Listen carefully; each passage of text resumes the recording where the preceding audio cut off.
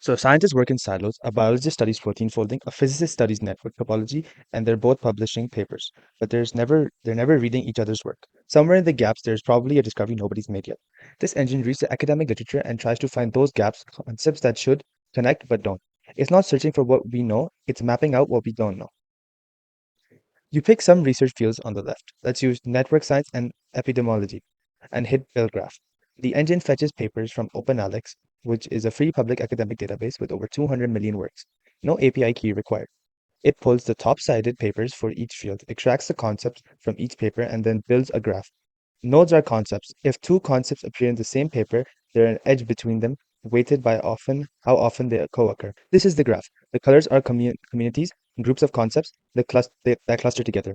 The solid edges are real connections in the literature. The amber dashed lines are the gaps. Those are pairs of concepts that are strongly connected, indirectly through shared neighbors, but have zero direct paper linking them. That's what the engine is looking for. On the right panel, there's ranked list of gaps.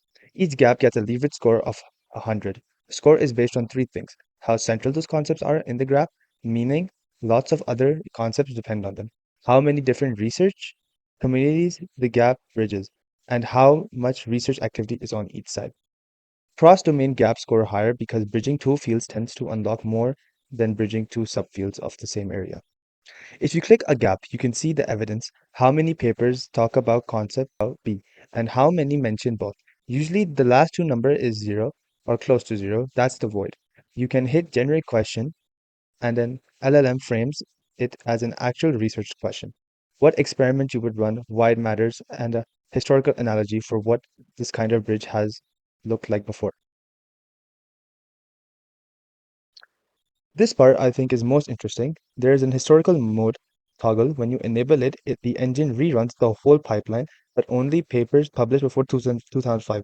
What it surfaces is the gap between network science and epidemiology.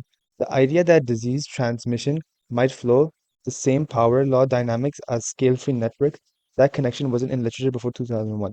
The engine flags it without being told what to look for, and it turns out that gap was closed in 2001 by Pastor Satoras and Vese Piganani, whose paper on epidemic spreading in scale-free networks completely changed how we model outbreaks. Left side is 2005 graph, gap visible in amber. Right side is the current graph, gap closed. If the engine can find a gap that led to a real breakthrough, the hindsight, the bet is it can find gaps that haven't been closed yet.